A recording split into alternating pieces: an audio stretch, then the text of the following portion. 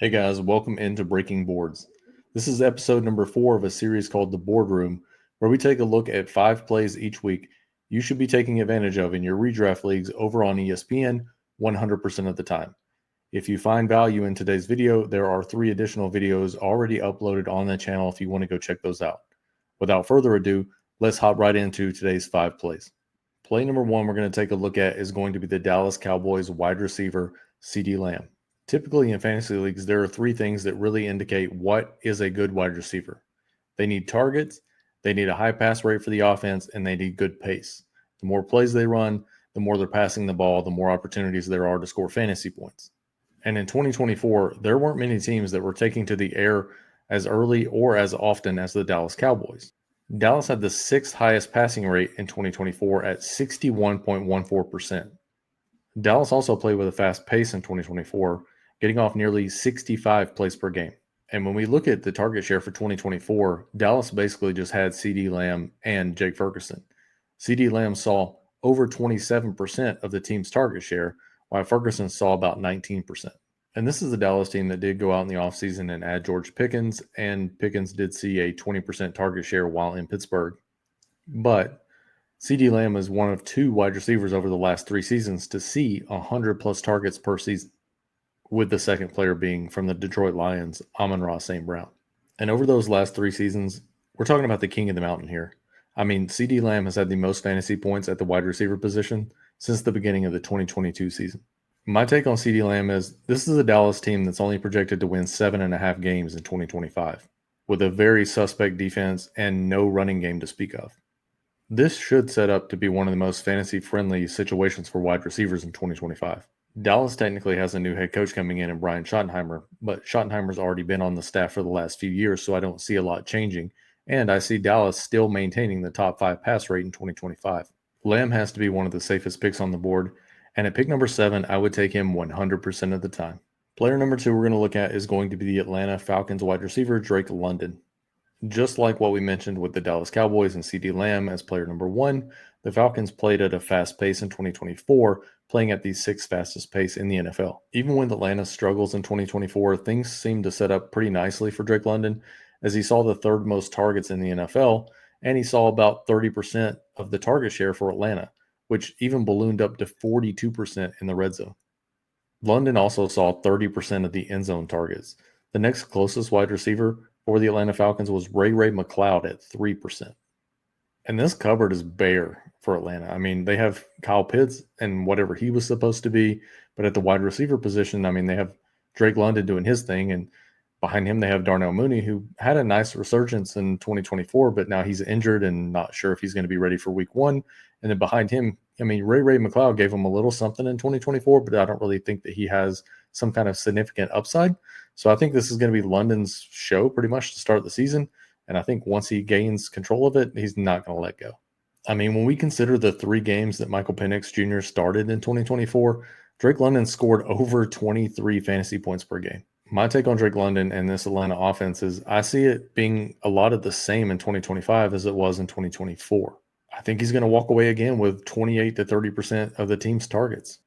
And this is the team fighting for a playoff bid in a division that, well, I mean, the defenses leave a lot to be desired. I mean, you guys might want to leave your cell phones on because you might get the call. In PPR, I think you're drafting a very solid wide receiver 1 with wide receiver 2 or 3 overall upside.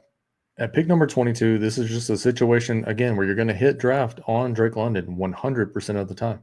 Play number 3 we're going to look at is going to be the Los Angeles Chargers wide receiver Ladd McConkey. McConkey had a pretty nice rookie season. I mean, he had 82 receptions, 1,149 receiving yards, and 7 touchdowns. And he held a healthy target share. I mean, he had a 24.5 target share for the Chargers. And you want to talk about a guy with a stable floor. In 8 of his 16 games in 2024, he scored at least 15 fantasy points per game in full PPR. He was also ranked 6th in the NFL last season at 89 receiving yards per game in the games he played. He was also 5th in the league for yards per route run at 2.67. And the guy just doesn't miss out on opportunities. I mean, for everybody who saw 50-plus targets in 2024, Ladd McConkey ranked 8th in the NFL for catch rate. If we're talking about fantasy floor, this floor is made of granite. My take on this situation with the Los Angeles Chargers and Ladd McConkey, and I know they did bring Keenan Allen back into the fold for the 2025 season. which will cap the upside for Ladd McConkey. But if we're being perfectly honest, was this a guy that we were drafting for upside anyways? And I've completed over 200 fantasy football drafts already in 2025, and all of those have been paid leagues. And McConkey's just a guy that I'm targeting on PPR sites. I mean, this guy has a granite floor, like we talked about earlier, at 15 fantasy points per game in half of his games. I think a beautiful strategy to start with over on DraftKings right now would be going CD Lamb in round 1, bringing it back with Ladd McConkey in round 2, and then if you can bring that back with Chase Brown round 3, Omari and Hampton round 4, I love that start. Pick number 32 for Ladd McConkey is just disrespectful. I would take him 100% of the time. Player number 4, and if you see a theme, yes, this is all wide receivers this week, is going to be the Arizona Cardinals wide receiver Marvin Harrison Jr. Harrison Jr. had an okay rookie season. I mean, he brought in 62 receptions, 885 yards, and 8 touchdowns.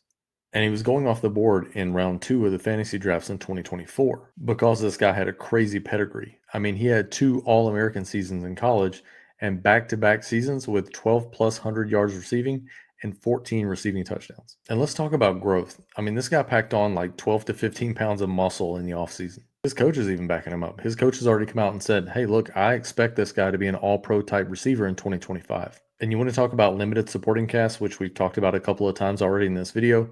I mean, you have MHJ, you have Trey McBride, you have James Conner, full stop. That's the end of the playmakers for the Arizona Cardinals. A Cardinals team who brought back nearly everyone on offense, and they didn't really bring in much to talk about. And they still have Kyler Murray at quarterback.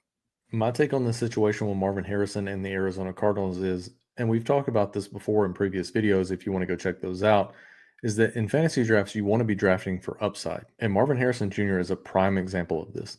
And we're talking about an uber talented wide receiver that, yes, he was probably being overdrafted in 2024. And this guy's been putting in work in the offseason. I mean, I fully expect a year 2 breakout from Marvin Harrison Jr. He's coming back to the same system with the same head coach, the same playmakers around him, and the same quarterback. That's a pretty decent setup to be comfortable headed into year 2. And I think it's a bit early to know if he's going to live up to the expectations that he had, that maybe he's going to follow in the footsteps of his Hall of Fame father, or if he's just going to be an all-pro level talent. Either way, at his reduced price over on ESPN, I'm going to be taking Marvin Harrison Jr. 100% of the time. Play number 5 we're going to talk about is the Miami Dolphins wide receiver, Jalen Waddle. And if you want to talk about elite efficiency, in 2022 and 2023, Jalen Waddle was 3rd in the NFL for yards per route run at 2.61. And in 2024, that did not drop off much. In the games where he played 70% or more of snaps, he was at 2.14 yards per route run. And he's shown us fantasy goodness in the past. I mean, in the 3 seasons that he's played that he's been completely healthy, he had 2 wide receiver 2 seasons and 1 wide receiver 1 season. And on average in full PPR, during those 3 seasons, he scored 14 fantasy points per game. And I think Waddle's one of those guys that took that Hawk Tua thing way too far to heart, because in the games that Tua's played, Waddle's averaged 4.6 more fantasy points per game. And this is a team in 2025 that's kind of starting Jonnu. No, wait. Jonnu Smith got traded to Pittsburgh, which is just going to free up more targets for Jalen Waddle in 2025. And Camp's already buzzing on Jalen Waddle. I mean, reports are coming out that this guy is going to see a lot of targets in 2025. My take on the situation with Miami and Jalen Waddle is something about the vibes just seem off in Miami. I mean, they shipped Jonnu out for a draft pick. Devon Achane's got this hammy thing that just came up last week. And Tyreek Hill is just being Tyreek Hill. But somehow in the midst of all of that, everything that's coming out on Jalen Waddle has just been nice. I mean, everything that's come out, every report's been great for Jalen Waddle so far in camp. I think he's just being severely underrated over on ESPN as he's coming off the board at wide receiver number 32. And if you're telling me that I could walk out of every draft with Jalen Waddle as my wide receiver 3 or wide receiver 4, I would take that 100% of the time over on ESPN. I appreciate you guys sticking around for the end of the video. If you did, please drop a like on the video and subscribe to the channel. Going to be dropping additional videos such as this one all the way up to the NFL season. Also going to be doing some NFL best ball content throughout the rest of this year and even during the offseason next year. And during the NFL season, we're going to be doing DFS content each week, trying to help you guys win some money over on DraftKings. Again, I appreciate you all being here. I hope you have a nice night, and we'll see you guys soon. Thanks.